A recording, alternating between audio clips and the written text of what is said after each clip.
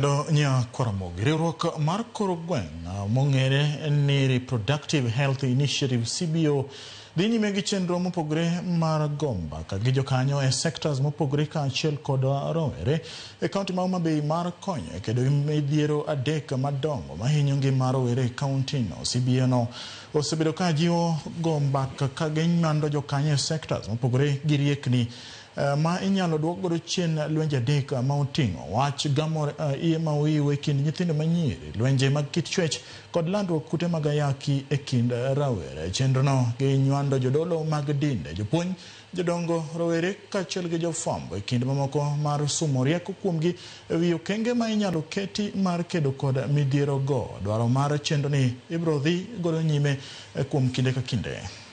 Council of Elders kaachiel gi yude bende to gi osiptende mondo wa yaw pach nyithindo marowere kech wayudo ni iye ma oiw kaachiel kod lwenje mag nyodo to gi ich moiw obedo mang'eny sana Homa Bay. Koro waneno ni ka ok ji ogombaka mondo ji opuonjre, jonyuol ong'e gima onego gitim, kasto kata mana kanisa ong'e gima onego tim kaachiel gi sikunde, mondo ei gombaka ka miyo ng'ato ng'eyo gima onego tim, mondo wariwre kanyakla waduok gima iluongo ni triple threat chien, nikech iye moiw gi miyo nyithindo we skul. Gima kanisa onego tim en bedo gi lalruok ma huyanga gi jo matindo gi, to lalruok gi onego kel nyithindo matindo on board, ma lalruok gi onego bed Christ centered fellowships mamiyo gibedo thuolo ka gi express themselves.